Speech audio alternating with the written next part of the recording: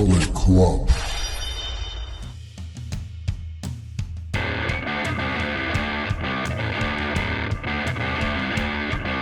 Hello and welcome back to the channel, or welcome to the channel if it's your first time with us. This is Leanne Presents. I'm your host for this video, Leanne, and I'm joined as always by my co-host, Alan. Welcome. As you've seen from the title card, we're here with our reactions to WrestleMania 41, Night 1. Part 1 of like 17. Yes, well, we're going to leave it at 2. This is reactions to Night 1 of WrestleMania, which took place in Las Vegas, 19th of April. Yeah. So yesterday as we're recording this? Yes, yesterday. So if you haven't seen our videos before, we will put a link up somewhere to the predictions video that we did, which covered Night 1 and Night 2. Yes. So feel free to go check that out, because we'll be making references to our predictions to see how we did, along with a bit of a recap of what happened. As you can expect from a reactions video, this is going to be spoiler heavy, so if you haven't yet seen WrestleMania Night 1 and you're planning to, I'd recommend see that first and then come back and join us then. Yeah, don't watch this and then go and watch it and complain that we spoiled the finishes to the matches and whatnot, because that's on you. If you don't really want to watch WrestleMania Night 1, but you're interested in a bit of a recap on what happened So and be our it, fair enough. very personal opinions, then stick with us. Stay with it. Okay, we'll get right into it then. Yeah, so, let's go. Our classic sort of opening items for a WWE Premium Live event.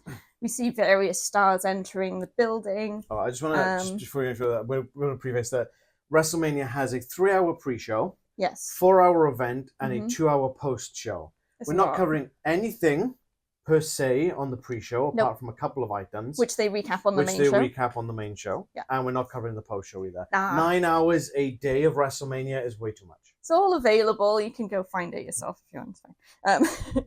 So included in these entrances, we see CM Punk entering with Paul Heyman following behind him, looking very, very pleased with himself. Yes. More Will of he that be looking later. pleased at the end of the night? We shall see. Ooh. Then we have our usual kind of video package introducing the show, and this one's narrated by Triple H. He seems to be very prominent.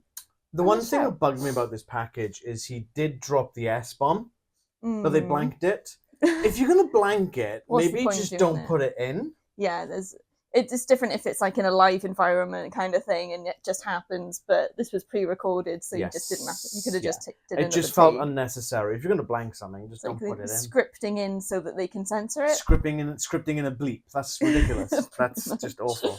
Awful. Anyway, Triple H is then in the ring to start the show. Welcome everyone. So it's great. And then we start with a Fatal Fury promo. So it goes into the stage at the top of the ramp. Oh, yeah. This DJ set pops up, and there are some dancers, and it's a new fighter for the Fatal Fury game, and it's some recording artist whose name I started writing down and then discarded because I don't care. I'm big in the game world. I love my games. I love the music in the games, but I don't know who this person is, I'll be honest.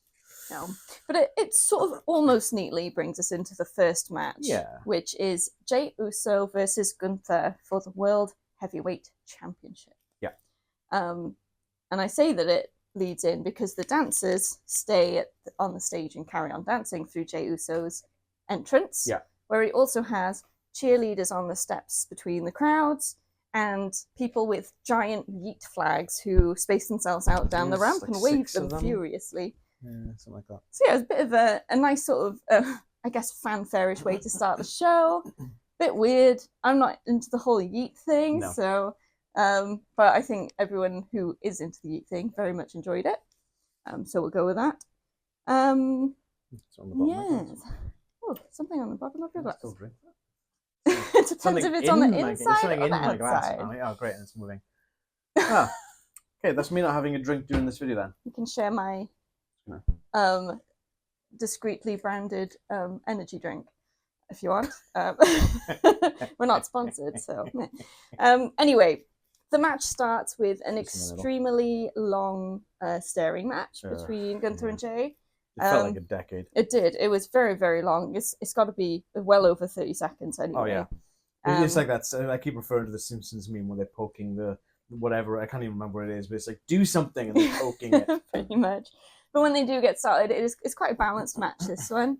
Which is, I don't know, it feels a bit weird because Gunther's always sort of been higher strength, higher intensity. Yeah, more impact, yeah. And it feels like he's brought himself down to match Jay's level. Well, it should be the other way around because Jay should be more high flying, really, when you think about it. Yeah, but it's more like, I guess, the hard hitting stuff. Yeah, but you're right. I felt this was quite slow and plodding for the most part. Yeah, I think you're right. But yes, I think balanced in terms of that stuff. There were moments where Gunther would take a move that we know he's taken worse before, and yet he's selling it like it's rocked his world kind of thing. Like it's laced with kryptonite or something. Which, I mean, it's really good selling, but because we know how he's taken moves before, it feels a bit artificial. Yeah. But for people just seeing them for the first time, it probably looked great. Yeah. There's a moment where Gunther grabs his championship belt. It looks like he might be walking off, but then he just stands off the edge of the ring and yells at Jay, saying, "You're never going to get this," and all that sort of thing. Jay then responds to it by, I think he's trying to spear him through the ropes. Yeah, actually he's trying to do this like a suicide dive or something. Which isn't a very smart thing to do when someone's standing there holding a very heavy championship strap. So Jay takes it to the face. Ref obviously doesn't see it because he's kind of in the middle of this and he kind of ducks out the way. He dives out of the way. Yeah, he kind of ducks out the way when he sees Uso kind of coming towards the ropes. But it's all right because Jay's still able to kick out after that. It's fine. Don't even worry about it. Did he take a powerbomb after that as well? I think possibly. Basically devaluing all of Gunther's offense. Great. But there we go. Okay. And then we come to the finish, unless there's anything in the match that you want to highlight. No, nothing in the match per se, apart from this next bit. So Jay manages to hit 3 Uso splashes. He should have just gone for the 4. He should have gone for the last turnbuckle. Yeah. There was only one left. He did 3 corners and then... You might as well go for the last one at that point, right? You only got one left now. You've done 75%. Why not just finish it off? After the third one, Gunther sort of crawls his way to the ropes and gets himself half up, at which Jay puts him into a sleeper hold, which is unusual for Jey Uso. Yeah.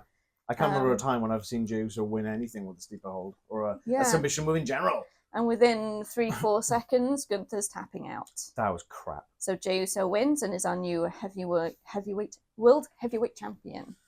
That finish was awful. Yeah, I agree. It was... Like I said in our predictions, that if Jay lost, it would devalue the Royal Rumble. Yes. If Gunther lost, it devalues his title run. Yeah. Not only did this devalue his title run, the way this match ended devalues Gunther as a beast. Yes. Because he slapped in a sleeper hold and he tapped pretty much immediately. The way the character of Gunther's been built up. Awful. He would have fought it. He'd have fought it. Yeah. He'd have passed out before he tapped out. He's supposed to be this all-amazing mat grappling wrestler. Yeah. He would have found a way to try and reverse a sleeper hold, not just gone... Yeah. If the title wasn't on the line and the stakes weren't high, maybe he would have tapped out to preserve himself. Strategic, save himself for the next match. But when his title's on the line, the stakes are really high. And he lost his championship in a couple of seconds. Devalued the entire run. Yeah, which is a real shame because Gunther is so good. He always has been, even back in the day. Like, the only other note I got is that this was not a great opening match. I felt that it wasn't as good as an opener for the show. But I guess on the other hand of it, thinking back about it now, the way that it ended, I'm kind of glad that crap was done out of the way. Yeah, get it done. In one sense, it's sort of a slow ramp up because it, like you say, it was quite plodding. Kind of gets people slowly into it, but the way I prefer it is like hard hitting, straight up. And with the entrance, Jey Uso's entrance, you kind of expected it to be, wow, this is going to be great. High energy, yeah. Yeah. But there we go. There was next to no energy from either guys, really. I feel that something like Americano versus Rhea would have been a better opener because at least that was quite high paced, and we'll cover that after, obviously. Yes. Even Jade and Naomi was more high paced than this. Yeah, agreed. Anyway, in terms of predictions, we both predicted Jey Uso to win, and we both got that correct. Just double check. There it is. Yeah, we did. Yeah. Yes. A weird moment. Then they usually do. They kind of do after the match some recaps, some replays of. They need to stop doing moments. The full screen recaps during matches as well. Yes, because then really you can't annoying. see what's going on. But as it was transitioning back to the live camera, the transition screen was yeah. Survivor Series. Yeah, War Games. Instead of the WrestleMania one. So someone messed up there. Yeah, I noticed that, and I told you, and I was like, wait, did you see that? And you're like, what? So we wound it back, and he was like, huh? Is that an advert for... No, that's just someone messing up. So it's only up for like a second. It's like, it's like 2 seconds max. But yes, someone with great observational skills like yourself, you're going to see it. And then Jimmy Uso's in the ring and hands his brother the championship, and they have a moment. And it's nice, but I was kind of wondering if he was going to turn on him again. Yeah. But no, that's fine. I think that if they had done that, it would have devalued the win. It's not time yet. But at the moment, they're so up and down these days. I don't know if they're friends or not. Okay, some filler. Yay! WrestleMania edition. We have a... It's extra big. Extra big. Slim Jim ad. Okay, merch ad. 100%. There used to be Bianca Belair on that advert. Yeah, they've had a few, but I've mixed up which ones they are. WWE 2K25 ad for the WrestleMania bit. Yeah, great. And then a good old celebrity watch. Never buying a 2K game ever again. No, what's the point? Just saying. So yeah, they see celebrities in the crowd. I didn't write down who they were. And just a little spoiler: this is Celebrity Watch Part 1. And on to our next match then. So we've got the New Day versus War Raiders for the WWE Tag Team Championships. This match starts pretty quickly. Yeah. New Day immediately trying to double team Eric, but not having much success with it. And then through the rest of the match, we've got it's fairly not too bad balance back and forth. Yeah. A lot of double team action. Yeah. Mostly New Day. You kind of have to when you got the guys the size of the War Raiders. Obviously, a little bit of shenanigans, but not like crazy amounts. New Day is so heels now. Yeah. They're doing really well. So heel. So heel. I did enjoy this match. It was quite fun. Yeah, I enjoyed this. They're not a lot of like really highlighted spots, but it's just great to see 4 wrestlers who have such great skills and different styles having just a great match. Yeah. A great straight match with just a couple of It still surprised me how nimble and athletic that Ivar is, given his size. Definitely. Like, my God, that man fly.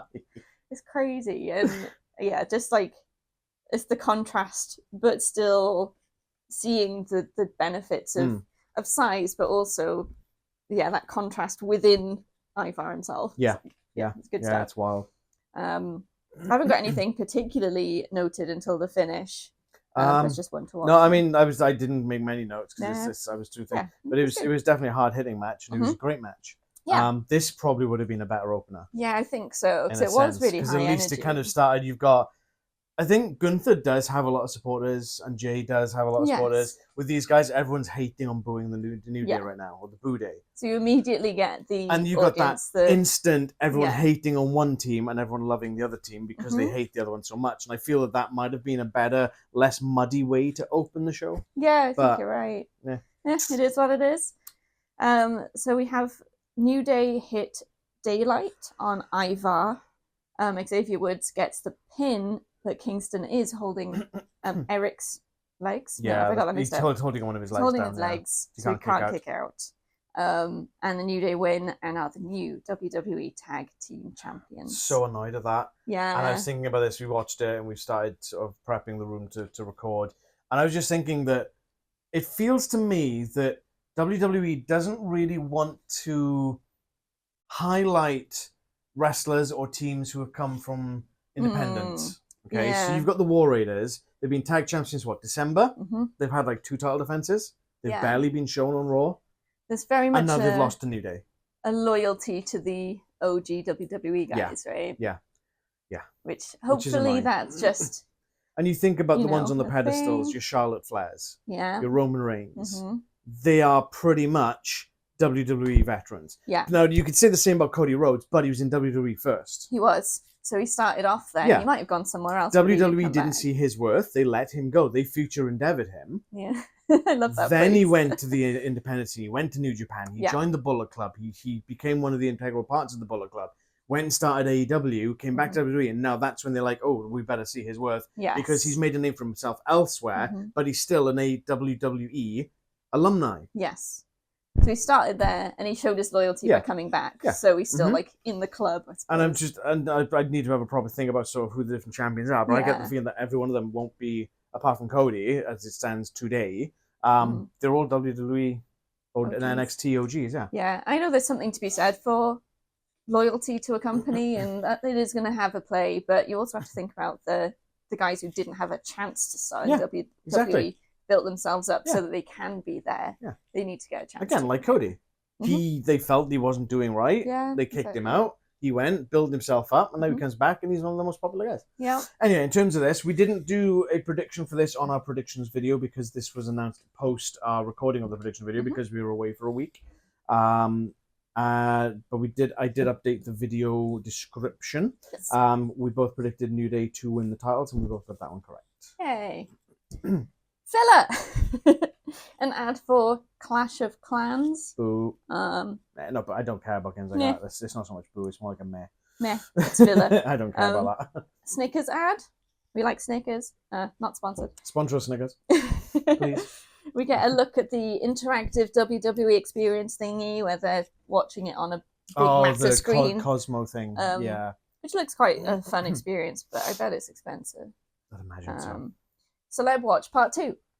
Nice. And a music shout out for The Weeknd and Playboy Carti. I don't know. They did one of the songs. It's fine. And then we get to a next match. It's not Slayer. It's not Metallica. It's not Motorhead. I don't care. You put the letter C in front of the word rap and you get my opinion of that music. So said Mr. Perfect Kurt Hennig back in WCW. Rap is crap. That was the gimmick. I'm legit. That was the gimmick. I got it. No. That's what they did. It was a whole country thing. It's hilarious. Oh, very good. Okay, so our next match is Jade Cargill versus Naomi. Yeah. Naomi's entrance is she's breaking through a curtain covered in caution tape. Yeah. It's quite fun. It's what we were talking about before is that Naomi needed to freshen up, get away from this neon glow gimmick. And this is definitely really good. Unfortunately, the image on the poster, the wall behind the thing with the screen was still her with this bright green fringe. And I'm like, well, could they not just go to a white screen, take a photo, and just change it? Like, seriously, it's not that hard. And she still has the glow shoes. Yeah. That's all right. And if the entrance would have looked better if you didn't have the two guys obviously standing by the side holding the curtain up. But they can't all be winners. Nope. Jade's entrance. Oh, God. There's this like WrestleMania weather report, and they go to the screen where a terrible green screen with a weather reporter saying, I get the feeling. I'm here outside the stadium. The weather's great. Oh no, it's thunder and there's rain and there's wind and there's hail and all this. I get the feeling that's an actual weatherman in that region in Nevada or Las Vegas. Something that they were saying on the commentary made it sound like he'd been on Pat McAfee's show. No, probably. Something related to that potentially. Probably. I don't know. Wouldn't surprise me. It seemed janky and shit. He's like, looks like it's time to take cover, and he runs off the screen, and then we go to Jade's entrance, which is quite normal then after that, but she does have like the white sort of confetti stuff coming up like snow. Yeah, it's like, I don't know if it's probably not confetti, more like fake snow. Yeah. Yeah, that was a nice touch. But the weather report was so weird. Cringy. It just took me back to when it was the really hot weather and they just flashed up the temperature every 5 minutes. God. Like, oh, not Do you again, remember no. a few years ago at WrestleMania? I think it was the first one after COVID, and they had that tropical storm. Oh, yeah. And they had to stop the show for a bit because of all the torrential rain. Mm-hmm. Yeah. And you had Samoa Joe in his raincoat trying to do commentary. Yeah. Like, oh, my God. What an experience. So the match starts with Jade very dominant for the first sort of segment. To nobody's surprise. No. But there is a lot of back and forth between them, and Naomi gets a lot of Jade dominant moments as well. I'm glad this wasn't a squash. Yes, it was. It really sort of showed her new attitude through the match. Yeah, she's still doing the same moves, but it sort of feels different. It's less, it's more, I'm doing this to kick your head in, not to be flamboyant. Yeah, almost. exactly. I mean, this sort of puts Naomi in a very different light. Yeah. And I think for me, it's kind of the change up and the slight, I don't know, the freshness of it is highlighting the skills that she has as well. It's like the split like moonsault thing. Not many people can do that. So it's sort of highlighting that stuff because I'm looking at her differently now, which is really good. You're looking at her, not cringing. Yes. Oh, and Jade's great. She looks great. She's got the cropped hair going on, and she's a badass. She's a hard hitting. Can't say anything bad about it. I think there were a couple of clumsy moments, but you get that in most matches. It's nothing like to write home about. Jade's not really been in. Well, she hasn't had a match since what? November, October. Since the write off. Since the attack, yeah. Yeah. No, I'm very keen on seeing where they take Naomi with this. Yes. This whole new gimmick thing. Yeah. This caution tape, the dangerous kind of feeling to it, and I think she needs to kind of come out literally guns blazing. She needs to be pulling no punches. If she's going to wear caution tape, she needs to merit wearing that caution tape. Yeah, she needs to be dangerous. Yes. She needs to be volatile. And this is a good start to it. And I just hope that they don't fumble and drop the ball and then have her just kind of go back to her old ways. She needs to just ramp it up, more aggressive as we carry on down this new persona. Yeah, agreed, definitely. So yeah, not a bad match. Coming to the finish, quite simply, really, Jade hits Jaded and pins Naomi to win. In terms of predictions, we both predicted Jade to win, and we got that correct. The one thing that really bugged me just after the match was the commentators. Yeah. Oh, that was such a hard-hitting affair. That was the most spectacular thing I've ever seen. Overhyping it. No, it wasn't. It really was a good match. It was good. Was it the best thing I've ever seen? Hell no.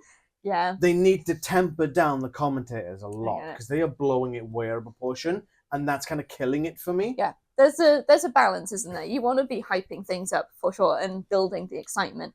But if you overhype it, it highlights how that distance between the reality and what they're saying. And I'll tell you why it happens. Pat McAfee's energy, Michael Cole is feeding off it. They are bouncing off each other, which is why I think they've put Wade Barrett in there, but he's having trouble keeping their emotions between them. He was sat on the end. Yes. He has to be between them. Yeah.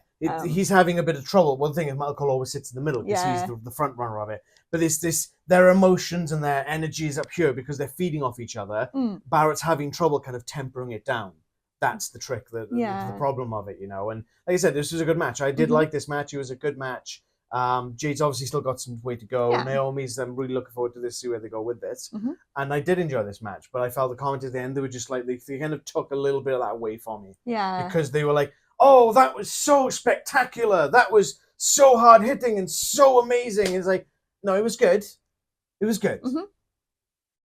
Yeah. And obviously being the first women's match, I think we covered this on the prediction, the first women's match without a title on the line. Singles women's match at WrestleMania for 19 years. They did good. Yeah, did definitely. It's a milestone and they didn't disappoint. They did good. Hold on. Filler! Yay! An ad for that Fatal Fury game that we saw promoted a bit earlier on. An ad for SummerSlam. An ad for the WrestleMania, was it the event, the store and all the WWE stuff World. going on. WWE World. Yeah.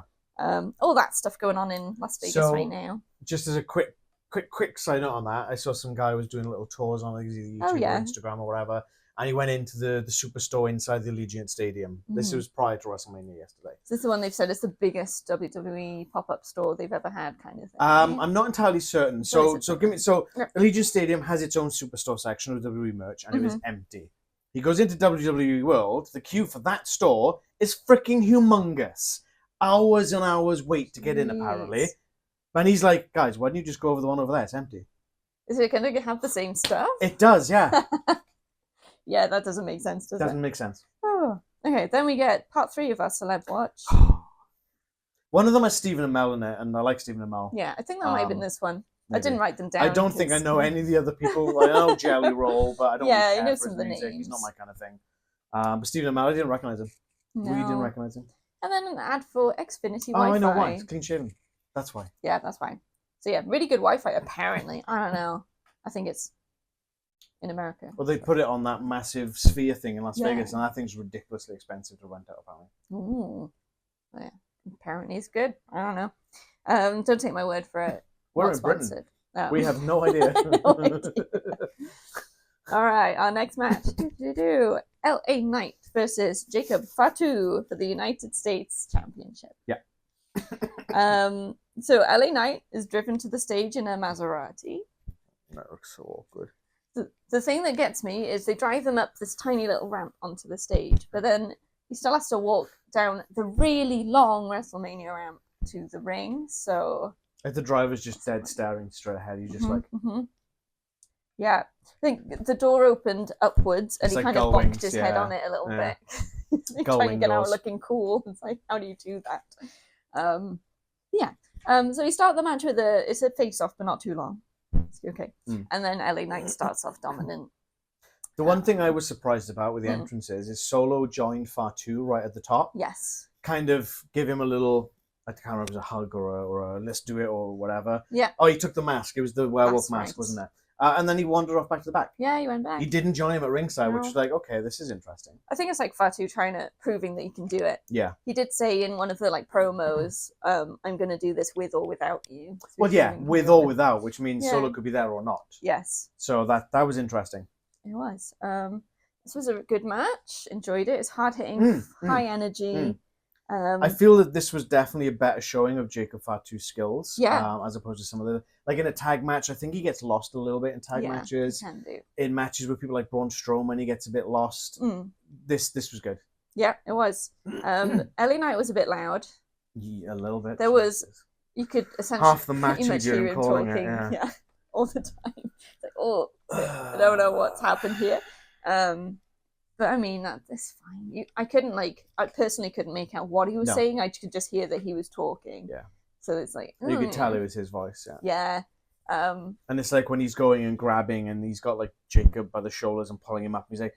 And then they obviously do a set of moves and it's like, oh, okay, he was calling it. All right. He's calling, You need to be a little bit...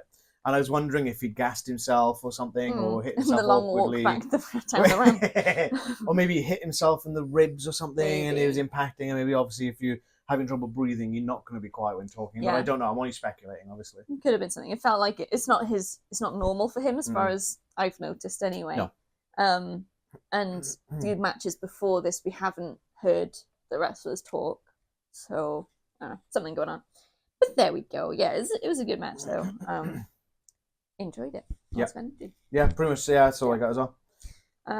So towards the finish, we've got Jacob Fatu hitting 2 moonsaults and then pinning LA Knight. So Jacob Fatu is the new United States champion. Did miss the when he went for a moonsault and LA Knight countered it into a blunt force trauma. Oh, he did. That was wild. Some good but then the problem is he kind of rolled towards the ropes. LA Knight covers him, and then Fatu kind of just literally blatantly opens his eyes and is staring at the ropes. And I'm like, yeah, killed it. Is that the camera work's fault or is that Fatu's fault?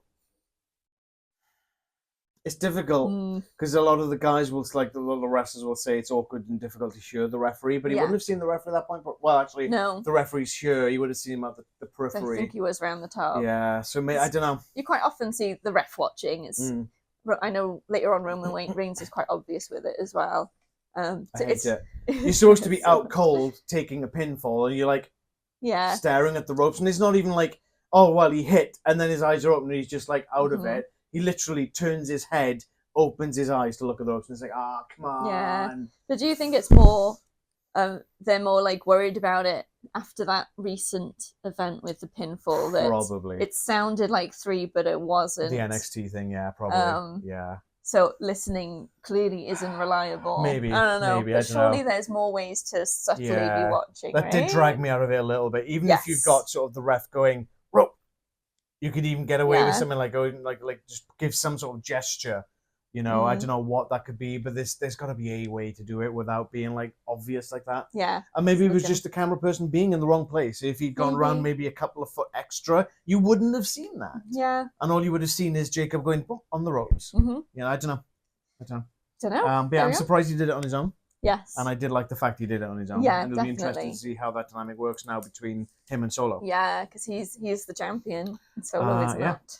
In terms of predictions, we both predicted LA Knight to retain. Yeah. Although just for the sake of it and my own clarity, we were talking about this after SmackDown, after watching SmackDown yesterday. I did say I get the feeling Jacob Fatu is winning this. You were considering changing it. And I was considering changing it, and I either forgot or I just didn't. I don't know why. I should have. Hindsight. So I'm just throwing that out there, and obviously you are corroborating that. Yes. Because why would you lie about me doing something right over you, right? Yes, exactly. So, yeah. You were considering it. But I did say that I think Fatu's going to win it. I know. Okay, a bit more filler. You'll be glad to know this bit of filler does not have celebrity watching. So we have an ad for Wheatley vodka. An ad. So good, I drink it neatly. Apparently. WrestleMania 42 ad. That's 11th to 12th of April next year. Yes. And a rundown of the other WrestleMania weekend events going on. So the pre-stuff and the pre and post shows, yeah, the bits. roast. So yeah, nice short filler bit. That's nice. Next match, we've got Fenix versus El Grande Americano. Surprise! What do you mean, Fenix, Leanne? Fill us in. Tell us more. So on the pre-show, which we were watching. Can't even remember what we were watching. We're watching a program. Yeah, we're not sponsored, so we're not going to drop the name of the program we're watching. But I obviously had the thought that the pre-show was on, so I put it on my phone, on my stand, with the sound off, and just watching it. And then you can kind of see there's. So let's go in order in the sense that you've got Rey Mysterio, you've got Andrade, Triple H, you've got Penta's there. I think Fenix was there. All these people standing there. It's like maybe a dozen people standing there. All of Santos Escobar and his group are there. But also was it Hijo El del Vikingo? Vikingo, I think they're just calling it name. I can't remember. It's a Hijo El Vikingo, something like that. Son of the Viking, something like that. He's there, and I'm like, hang on, I'm sure that's Vikingo, who's appeared on AEW TV. We obviously got Stephanie Vaquer there as well, but then there's a couple of people I don't recognize. So I'm like, well, what is this now? And then, because obviously the sound's muted, I'm like, well, it's probably something non-consequential. It's just a celebration of Lucha or something. And then on the corner, it's got Worlds Collide, WWE, AAA, NXT, WWE, Worlds Collide crossover event, June, whatever it is, June 6th, I think it is. So then, after that, I'm just sort of scrolling something on social, I think it was, and it's like, WWE has acquired AAA, Mexican promotion, Lucha promotion. And I'm like, sorry, effing what now? Yeah, that's huge. What? I don't know how I feel about it, to be honest. I know, because obviously there's that and CMLL are the two big promotions that I know of in Mexico. There may be more. I'm not an expert in the Mexican region of wrestling. I don't know. But the next thing then you see is Rey Mysterio sort of having an interview, and I think he's talking about it, but you kind of see, I think it was Charlie Crusoe, I think it was. It might have been Dasha. No, Dasha's AEW. And she's kind of interviewing Rey, and you kind of see her face going, and I'm like, whoa. Pause what we're watching, rewind it like 20 seconds, hit it, and Rey's like, yeah, I took a bump, and anyone who SmackDown will see he was sat outside the ring with medical staff after that 6-man tag when Dragon Lee and Fenix won the match. They go out and they kind of help him to the back. Rey Mysterio suffered an injury and is not medically cleared. He is not cleared. But then he says, there's a replacement for me, and it's Fenix. So we've got Rey tapping out and Rey tapping in. Rey for Rey. Rey for Rey. So Fenix comes in and he's hugging Mysterio, and it's a moment. But yeah, he's first wrestling. He's only been there like 3 weeks. He's having his first WrestleMania match. Crazy opportunity. So he's facing El Grande Americano instead. Not Chad Gable. No, they did slip up a couple times on commentary. But what else is new? It's sort of getting really silly. You've got the camp of people who believe it's Chad, and the group of people who believe it's not Chad.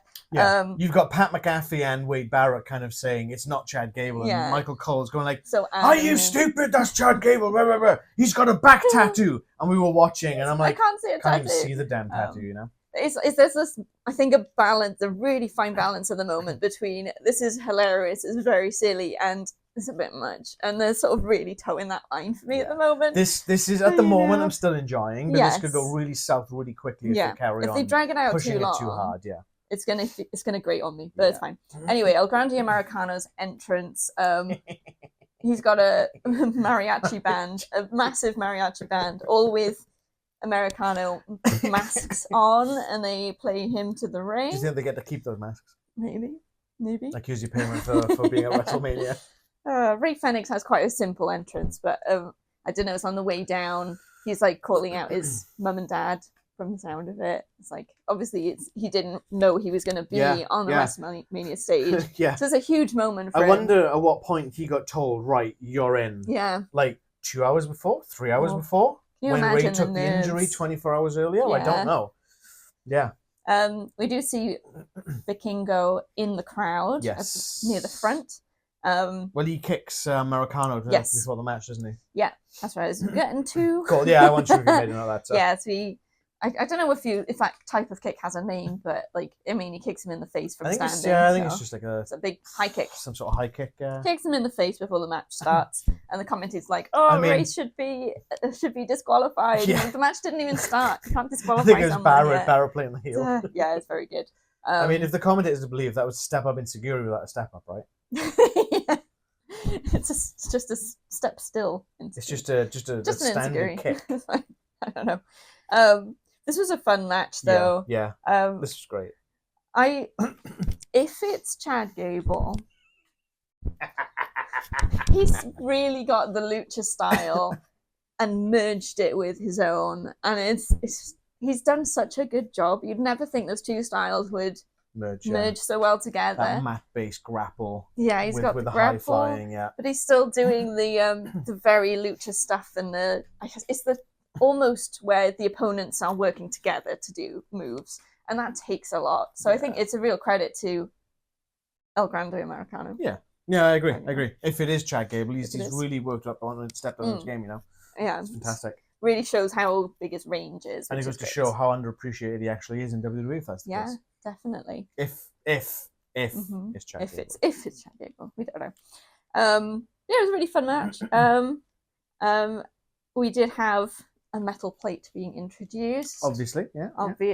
So half of the course. El Grande Americano dives into his singlet, shoves it into his ill-fitting match. Yeah, because Ray's trying to walk the ropes and he shakes the ropes. Yes. And the ref chastises him. He's like, "You better check on him, And I'm guessing that's what you're saying. And he goes to the other side. Yeah, sticks it in there. And the sort of interesting payoff, because it looked, when he's got a plate in his head, you're expecting a headbutt. But instead, Fenix does the walking the ropes again. Yeah. Goes to kick Americano, and his foot impacts on the plate. So he's then on the ground, clutching his foot, which is something a bit different. It's like the kicks are part of his main repertoire, so it's taking that out is very good. And then El Grande Americano hits a flying headbutt to Fenix and pins him to win. So El Grande Americano is our winner. Bit of a surprise they're allowing him to use the flying headbutt, especially as that was Chris Benoit's finishing move, and obviously we all know how that ended. Especially with the metal plate.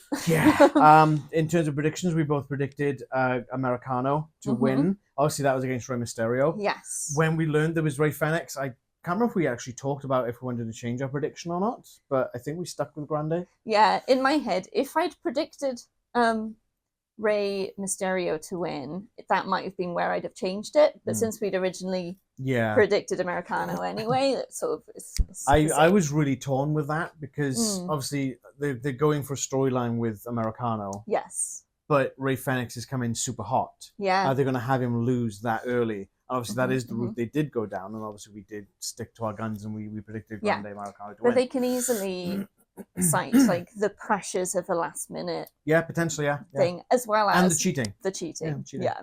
So he's not lost anything by losing the match, which is good. The surprising thing to me is they did not at this stage do the reveal.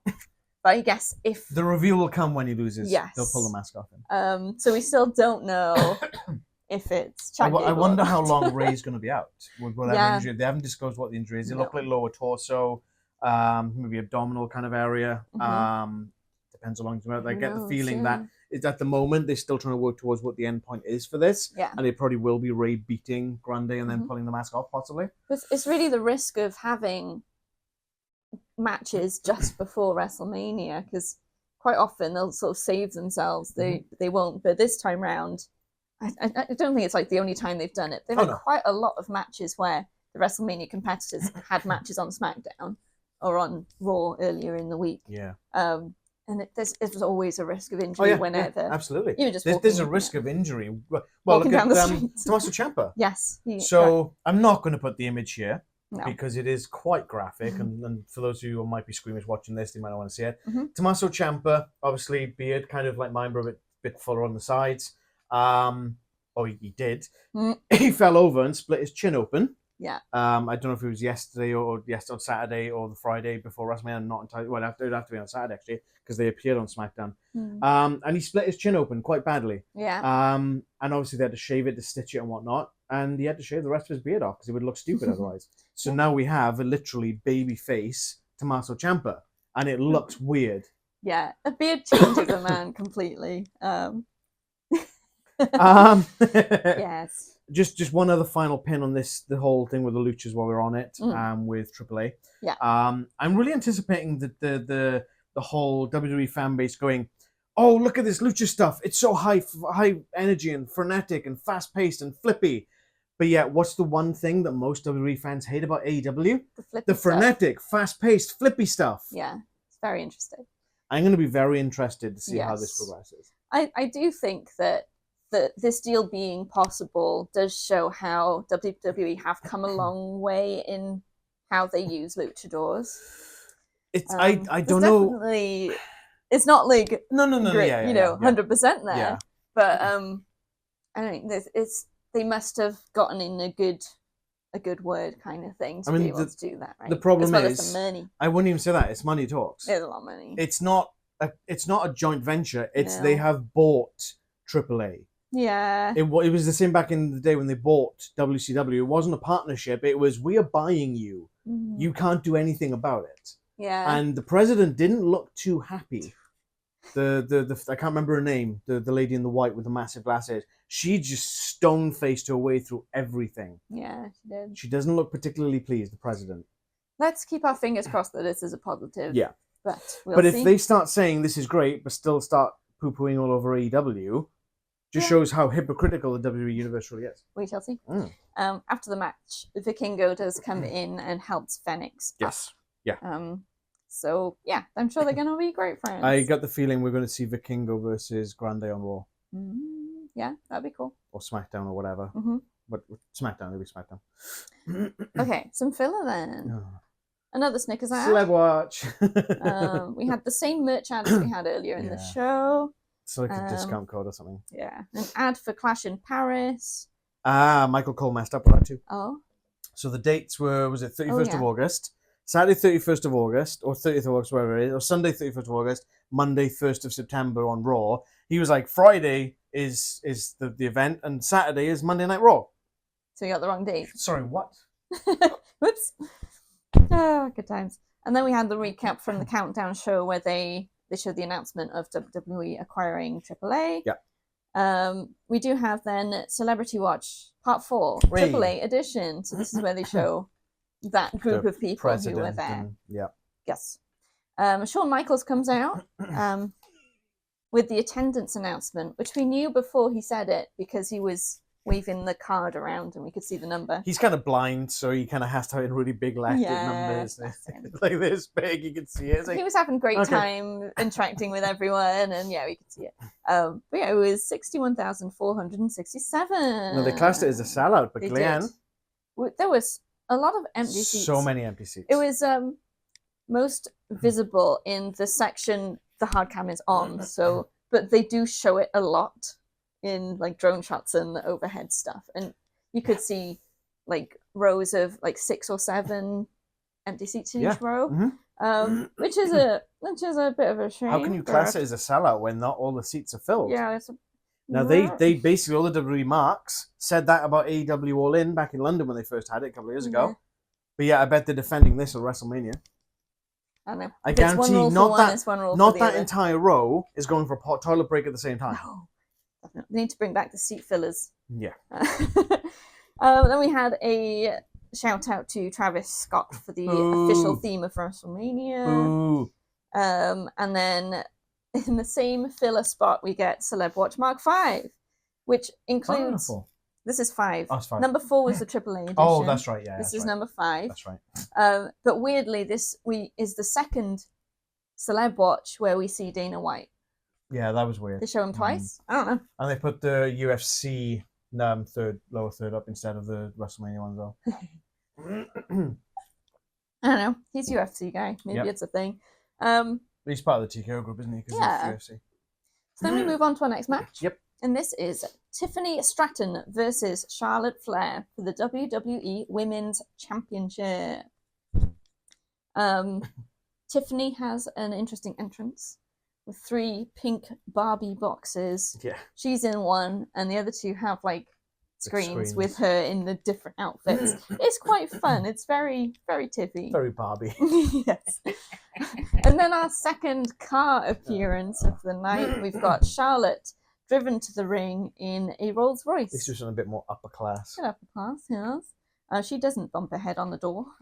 Well, they cut away when she's getting out of the car. They did. But this is probably not very ladylike coming out of a car, especially with that robe. She's like dragging the sleeves out. I think she was just laying across the seat. She's like, just drag me out. Yes. Maybe she wasn't even in it. Imagine. But that one, the doors open backwards rather than upwards. Yeah. Like the other it's, car. I can't remember the actual name for it, but there's a... So this match starts off with a short-ish face-off and then a straight-out catfight. They just go for each other. I think this was one of the things we were a bit nervous about with this match from our predictions, is that there's a lot of bad blood, real-life bad blood between tension. These two, and it's how that is used, because it's very difficult to toe that line between using it to good effect and letting it make you lose control. And I think the word sandbagging definitely applies to this match. What's sandbagging mean? So, have you ever picked up a bag of wet sand? Right, okay. So like dead really weight. Heavy, dead weighting. Gotcha. Charlotte was doing that. Yeah. Tiffany was having real trouble lifting her. Especially with the size differentiation as well. Yes. Yeah. I have noted that there were a lot of awkward moments, partly due to the size difference. Charlotte's very tall, and it's mainly in her legs. Yeah. Which is fine. Everyone's a different shape. But it sometimes makes things not quite work as right. Well, there was just kind of, I can't remember if it was, I think it was towards the end of the match. I don't know how many jumping ahead a little bit, you might have this, but that's fine. She kind of was on, so Tiffany had her kind of do like a monkey flip. She got her legs kind of sticking near her. Charlotte's torso was down the back of her. She flicks forward. Charlotte lands on her feet. Yeah. And then just falls backwards, which looks like absolute ass. Because that height difference. Because she's too tall. It doesn't work. Whoever decided, and I bet you I wouldn't be surprised if it was Charlotte going monkey flip me. Yeah. To make it look like ass on purpose. Embarrassing.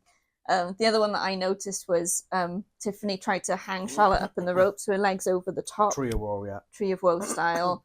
But Charlotte had to be holding herself up in a bit of a sort of crunch position so that her head wasn't on the mat, so the move could work. Yeah. So it's one of those things where like there's always going to be size differences and things like that, but you need to adapt the match to make up for that, and don't do those things that are awkward. But like you say, with the animosity between them, they probably didn't have that planning ahead time. I was just going to say they wouldn't be going in and practicing and sort of talking it out, because they, from what I can tell, absolutely despise each other. Yeah, yeah. Interestingly, both wearing a similar color scheme again. I wonder if it's on purpose. It's interestingly, pink and blue, pink and silver. And I think we've talked about this before, interestingly enough, that Becky Lynch also has a major problem with Charlotte Flair. Yeah. Now, if there's one common denominator across all the kind of people who despise another person, that person has to be the one at fault, right? If everyone hates you, maybe you're the problem. That's where I was getting at. Yeah, pretty much. So yeah, that's sort of all I've got in this one. It was a bit difficult to watch, but Tiffany did come across well for the most part, I think. She did show that she's, where she could, she was making up things and making it a good match. And she does have the prettiest moonsault ever. You can't take that away from her. The lip that looked like she'd grazed or split her lip or something. It even looked like at one point she'd missing part of her tooth, but we're not entirely certain. It's hard to tell, but at the end, after the match finished and she was in the ring, it did look like something might have been chipped or missing, but hard to tell. Yeah. And I think we were seeing online that after an interview or something, it's like afterwards, the post-match show, she looked fine, so maybe it wasn't that, but Yeah, I mean, then when it's like, oh yeah, there was no chemistry and it was awful. Yeah, no chemistry. That is very true. So to the I've end, seen more chemistry between salt and water. That's good chemistry. Well, so Tiffany really ends it buddy. with a prettiest moonsault ever and wins, pins Charlotte to win and retains the championship. In terms of our predictions, we figured Charlotte was going to take it. Now, after sort of thinking about it and sort of after the match, I'm wondering if Charlotte's that bad in the doghouse that they're punishing her. Maybe. It seemed like an obvious one for Charlotte to win. That's what it was. Well, when she was coming to the ring, Charlotte, the graphic comes up to the side and it's like 7 times women's champ, 6-time WWE champ, wherever it was, 2-time NXT champ, 1-time tag champ. Now, 7 plus 6 is 13. Mm-hmm. Plus 2 is 15, right? Yeah. But she's chasing the 15th world title.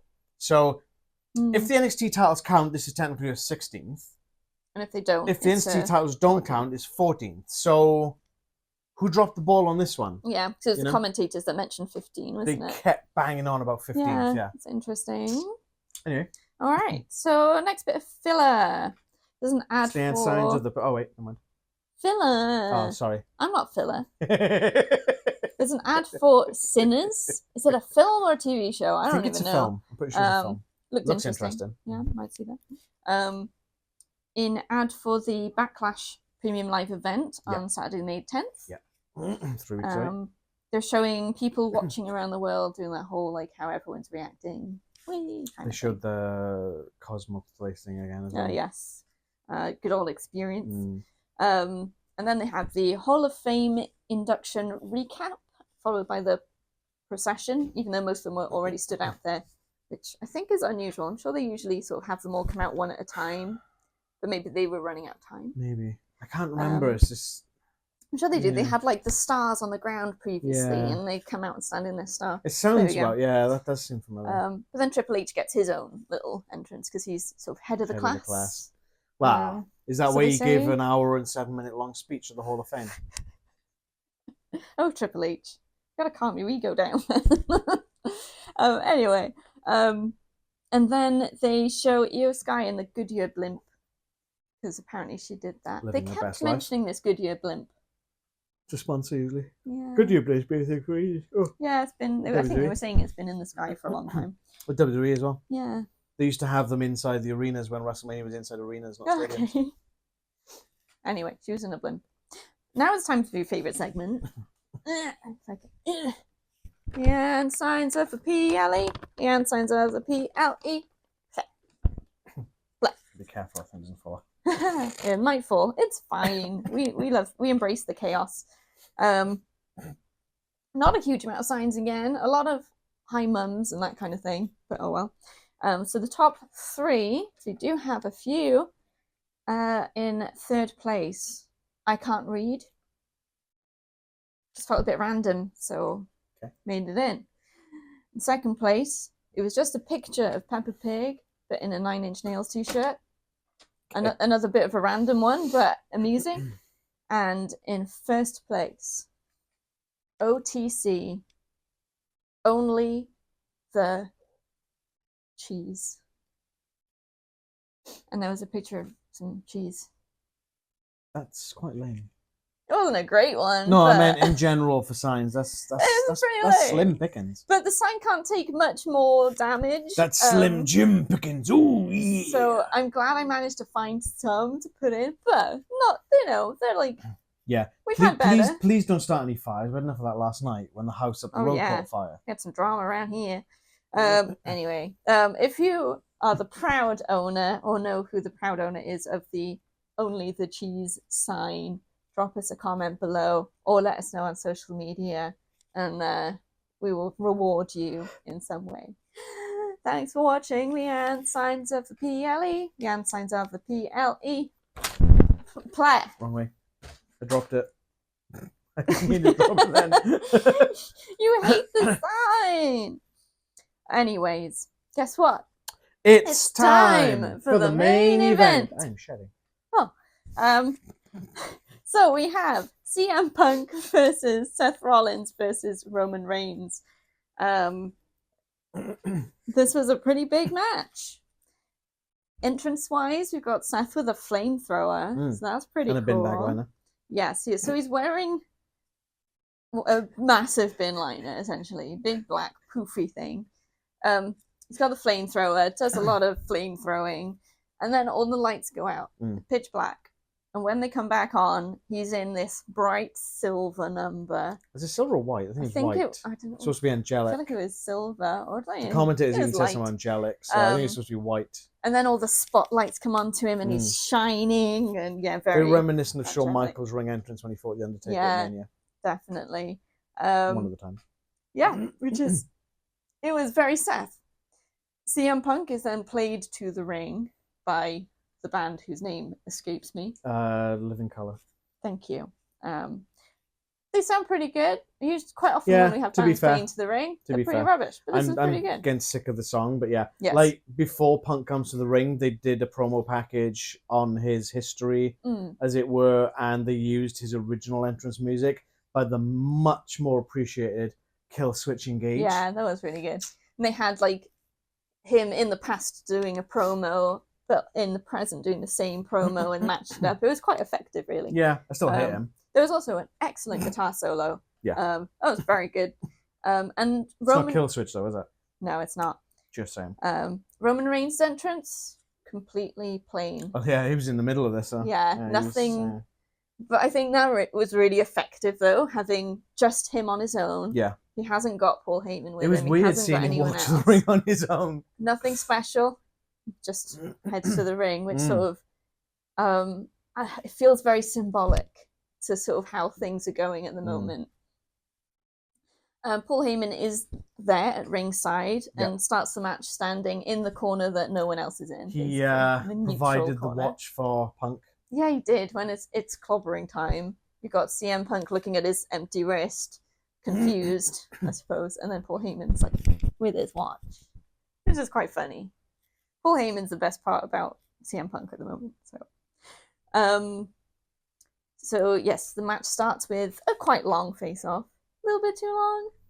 Getting there, about 30 seconds. Yep. And then CM Punk rolls out of the ring and starts consulting with Paul Heyman for counsel. Seth tries to strike up a deal with Roman, but Roman attacks him. He's not having any of it. One-man island. Yeah, pretty much. It was a really hard-hitting match. I think there were moments where you had two people fighting and one person doing nothing without any sort of purpose to it, but you're always going to get moments like that in Triple Threat. And it wasn't... I think there was only one... I think it was Seth who was just like lying on the side. Not much had happened. There's a bit like, what are you doing? But it's strategy at that point. Yeah, breather, right? resting, letting them fight it out. I did enjoy this match. There's a lot happening. You had CM Punk and Seth Rollins went into the crowd at one point and were using chairs and barriers and trash cans to beat each other up.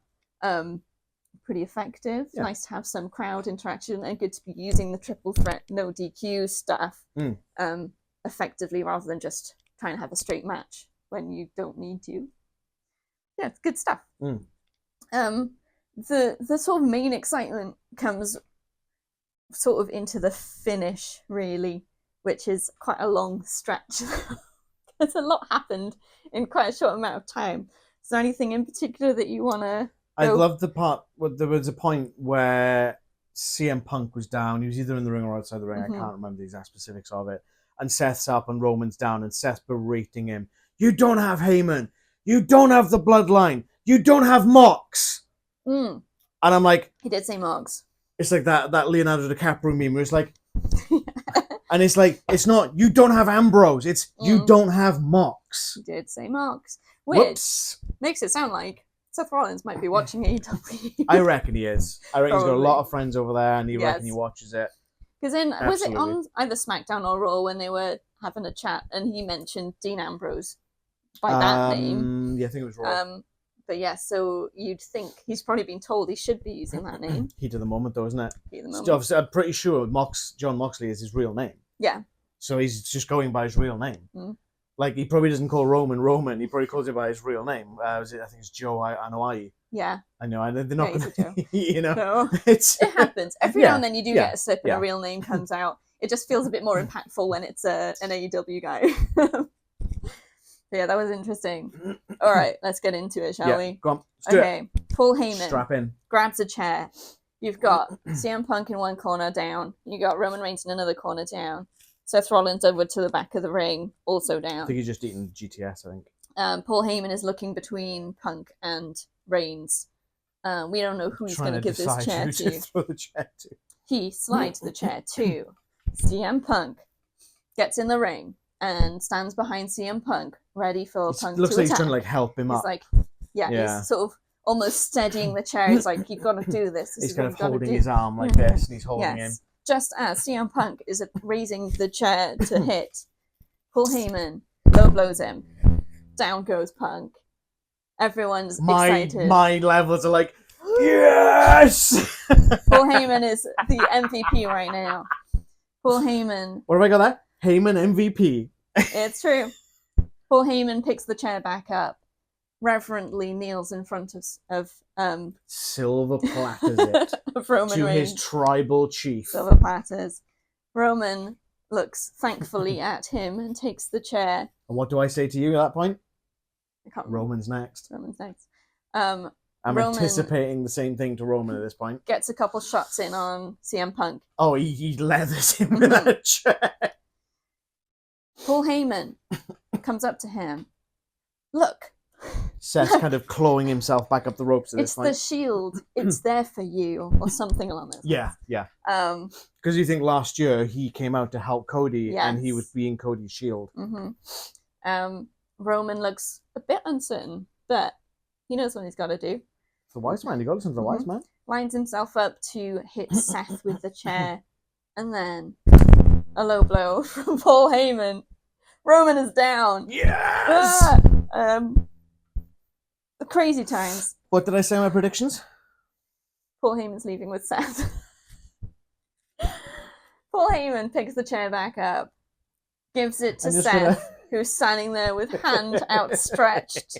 He knows this was going to happen. Doesn't even have to turn around. He's just like... Seth takes the chair. Paul Heyman lounges. He just sits in the corner. He does, yeah. He's so relaxed. He's enjoying it. He's having his well-earned break. He's like, yes, this was my plan all along. Seth hits Roman Reigns with the chair, delivers a stomp, pins Roman Reigns for the win. And I'll say, I said this in terms of what I said after the match. I feel that he should have hit him with the chair, put him under the chair, and stomped him onto the chair. Yeah. So he put the chair down. He could have just slid it under his head, or exclamation mark on it. Yeah, just finish it. Full stop. Because in my mind, this kind of makes Roman look a bit weak. I don't know. I feel like Roman was in shock and also had just had a very nasty. We saw him kick out of how many crossroads, how many spears, true. All this stuff. He had just GTSs. Makes him look more human. He had a pedigree. He had a running pedigree from a spear, and he kicked out. But does this make him look weak, or just show that all that stuff was a bit much? Maybe, I don't know. I just feel that putting that chair there would have just been that. Yeah, just a little. The cherry on top. Insult to injury. Yeah. In terms of predictions, we both got that one correct, and I call this. You did. Like a champ. Yeah. So Seth and Paul Heyman head out. I'm pretty happy with each other. It's all good. I think Seth, the ref comes in to try and raise Seth's arm, and he shoos him away, and Paul Heyman raises his arm instead. The thing I found a bit funny was that after raising the hand, Seth puts his hands down then, and Paul Heyman's still there with his hands for ages. Yeah, that was a bit odd. What are you doing, Heyman? It's a bit exciting. Do you think you're still holding him or something? I don't know. Just got it in the moment, maybe. But it was pretty wild. He's just betrayed his tribal chief and his best friend in one fell swoop. But it's in my head now. It's like, what was the actual spark? Was he planning this all along, or did what Seth said and did have an impact? I think that. I think what Seth said to him, that CM Punk's only using him for money, Roman Reigns is using him just to win. Yeah. Seth could probably offer him a lot more. But the thing is as well, is that Paul Heyman also uses them for status and all this stuff. So I don't think Paul Heyman is innocent in all of this. I think he's a bit of a mastermind. Oh, absolutely a mastermind. So there's a very good chance that he's manipulated the situation so he could use Seth. you've got to think as well that if CM Punk is literally in it for the money, he's going to take his ball and go home when the money dries up. Yeah. Right?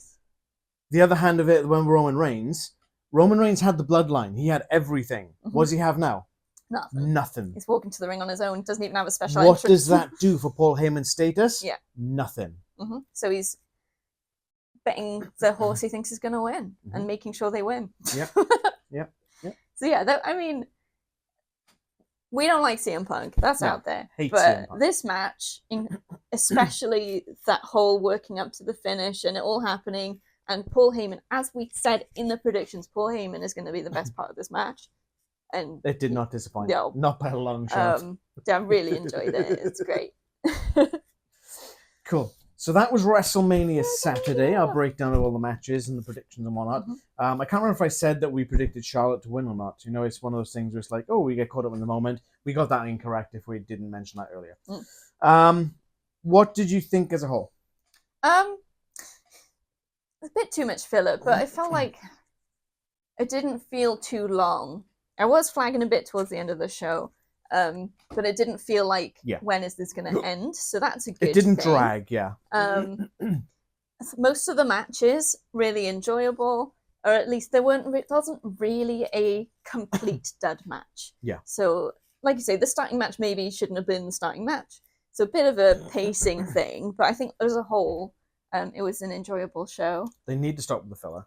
Yeah, absolutely. It's crazy filler. I think there's one more match than this on tonight's Yeah. WrestleMania show. It's like, I get filler if like there's blood on the mat and stuff and you have to clean up a bit, put some filler in.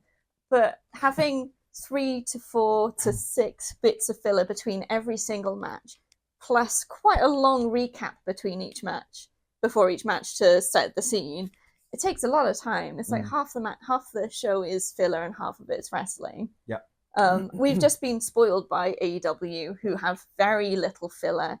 The recaps are very short and concise, and they get straight to the action. If AEW can use all the tools of a hardcore match, do it like not even 2 minutes. It's like usually like a minute and a half maximum recap video, and still be ready for the next match in that turnaround time. WWE should have no problem. You know, the good thing though is it does give me plenty of time to get my notes in order during the show. Because sometimes in AEW, I'm like scrambling to make sure I've written everything down. This is true. This is true. Yeah. It's not all bad. But on the other hand of it, with this, you could have fitted all of the WrestleMania matches that we've got announced into an AEW pay-per-view because of the lack of filler. Yeah, very true. Just saying. Very true. In terms of the matches, then what was your least favourite match? It's got to be Stratton versus Flair. 100%. Sandbagging, no chemistry. Yeah. It's that awkward, like, oh God, what's Charlotte going to mess up this time? You know, is she? And you could tell she was sandbagging. You could tell she was being awkward. You could tell the shots were stiff. She's throwing the toys out the pram. Yeah, she is. But Stratton is really good. She's come along so far.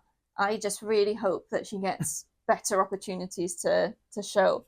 I think they showed that she'd had 3 title defenses in her reign so far. I think so. This is the 3rd one. Something like that. It's either 3 or 4. Which, the amount of time she's had it, it's not actually that many. I think it's late December, early January. Yeah. She won. Do you want to see more from her? Yeah, absolutely. Favorite match? I'm going to go Punk, Rollins, and Reigns. As much as it pains me to put a Punk match at the top. Well, it's the Heyman match. It's Heyman and Seth. This is the Heyman match. Yeah, and just I agree for with all that. of that, the storyline work and the character work that they put into it, making a triple threat, and using it to their advantage, is just really fun and just a great sort of full stop at the end of the show. Coming into this match, I would have said Americano and Fenix. Yeah. Because that was really up there. Good, yeah. But obviously this Heyman thing, I was hoping that they would pull the trigger on something like this. Yeah. And I was afraid that they would dud it so bad, but they didn't. Nope, they didn't dud it. And this was great. Yeah, this was great. And also the build-up package to this, which we didn't cover, the build-up package to this was CM Punk, Rollins, and Roman Reigns, is done by Machine Head. Oh, yes, they did do. They used Sail Into the Black by Machine Head, which is excellent superb. Song. Check it out. Superb. Cool. Not sponsored. So what's next, Leanne? Next is WrestleMania Night 2. Tomorrow. So look forward to that. If you are watching WrestleMania live, if you're in Las Vegas, have a great time. Enjoy the atmosphere and seeing it live. We won't be watching it live because we'll old. be sleeping. Sorry, I'm old. I'm getting there. But yes, we'll be watching it tomorrow and then recording our reaction straight after to hopefully get it to you tomorrow. For those who do celebrate, happy Easter to everyone, as today is Easter Sunday. I hope it's full of chocolates and joy. Chocolate eggs, yeah. Let's go. Nom, nom, nom, nom, nom, nom. Cool, takes away, Leanne. Thank you so much for watching. We appreciate you so much. Please like this video if you liked it, and don't forget to subscribe and hit the bell to be notified when we drop new videos. Follow us on socials. Our link tree's in the description below, which will take you to Facebook, Instagram, and X. And you can talk to us on our socials or in the comments below. Let us know what your favorite match was, your least favorite match. What do you think is next for El Grande Americano? Let us know. But that's about it. So we'll see you tomorrow. But until then, I'm a Paul Heyman girl.